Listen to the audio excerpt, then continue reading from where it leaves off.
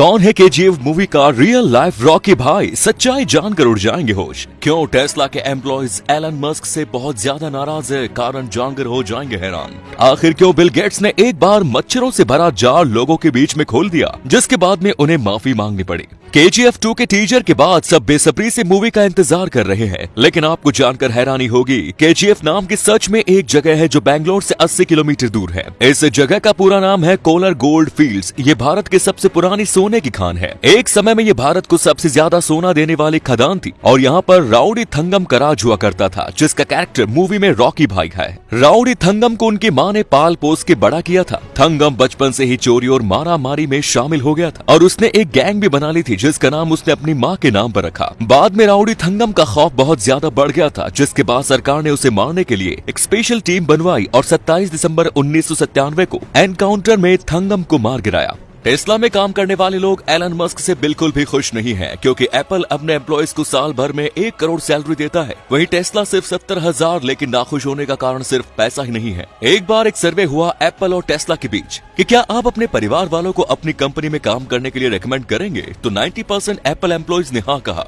वहीं दूसरी तरफ टेस्ला के सिर्फ 60% लोगों ने ही हाँ कहा। जब एलन मस्क से इस बारे में पूछा गया कि आपके एम्प्लॉयज ही आपसे खुश नहीं है, तो उन्होंने कहा कि मैं वो इंसान हूँ जो बहुत जल्द इंसानों मार्स पर ले जाने वाला हूँ, इसलिए मैं हफ्ते में 40 घंटे से ज्यादा काम करता हूँ और हमारे एम्प्लॉयज का काम सिर्फ फोन बनाना नहीं, इसलिए मैं उनसे भी कहूंगा कि ज्यादा से ज्यादा काम करो। लेकिन अगर आप काम करने से डरते हैं तो बेशक एप्पल में जाइए, हमें ऐसे लोग नहीं चाहिए।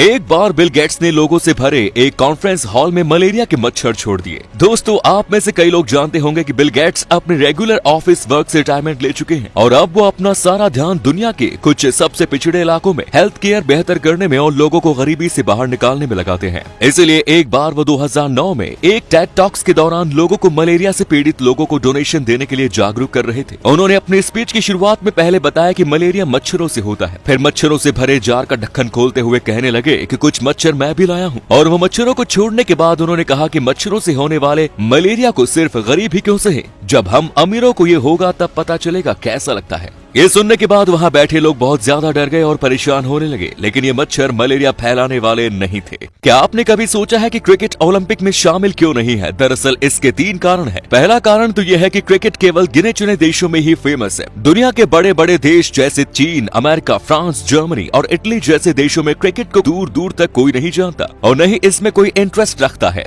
दूसरा बड़ा कारण यह है कि क्रिकेट मैच के लिए कई तामझाम की जरूरत होती है। इतने मैचों के लिए पिच तैयार करना बड़ी चुनौती है, जबकि दूसरे खेलों में ऐसी जरूरत ही नहीं पड़ती। उनका एक बार ट्रैक बना दिया गया तो वो पूरे ओलंपिक भर चलता है। तीसरा कारण यह है कि दूसरे खेलों की तुलना में क्रिकेट मैच में बहुत ज्यादा वक्त लगता है। सबसे छोटे फॉर्मेट T20 मैच में ही 3.5 घंटे लग जाते हैं, वहीं वनडे में एक पूरा दिन और टेस्ट में तो 5 दिन। अकेले ओलंपिक तो सिर्फ 16 दिन का ही होता है। अब ओलंपिक में एक खेल को 5 दिन तक भला कौन देखेगा? लेकिन ऐसा नहीं है कि क्रिकेट को ओलंपिक में शामिल करने की कोशिश नहीं की गई। ओलंपिक में पहली बार 1896 में शुरू हुआ, तब उसमें क्रिकेट भी शामिल था, लेकिन कोई भी टीम हिस्सा नहीं लेने के लिए तैयार थी, इसलिए उसे रद्द करना पड़ा। वैसे तो इंसान ने कई ऐसी चीजें बनाई हैं जो अपने आप में अजूबा है। अब आप इस लंदन की बिल्डिंग को ही ले लीजिए, जिसे इसके डिजाइन के कारण वाकी टाकी नाम रखा गया, लेकिन सूरज की रोशनी में ये आग उगलती है, इसलिए ये नई बिल्डिंग शहर के लिए नई आफत बन गई। हुआ यूं कि कुछ साल पहले एक आदमी ने दोपहर को अपनी जैगुआर कार इस बिल्डिंग के पास पार्क करके जब 1 घंटे बाद लौट आया तो पाया कि उनकी कार कई जगह से पिघल गई है। उनकी कार का विंग मिरर और पैनल पिघल गए थे और प्लास्टिक जलने की बदबू आ रही थी। धूप में ये बिल्डिंग इतनी तेज चमकती है कि कोई इसकी तरफ देख भी नहीं पाता। इससे रिफ्लेक्ट होने वाली सूरज की रोशनी की तीव्रता इतनी ज्यादा होती है कि दोपहर में इसकी रोशनी में अंडा फ्राई हो जाता है। इस बिल्डिंग के आसपास की दुकानें भी इससे परेशान हो गई। एक दुकानदार ने बताया कि इस बिल्डिंग की गर्मी के कारण मेरी दुकान के बाहर रखे पायदान ने आग पकड़ ली और उससे धुआं निकलने लगा।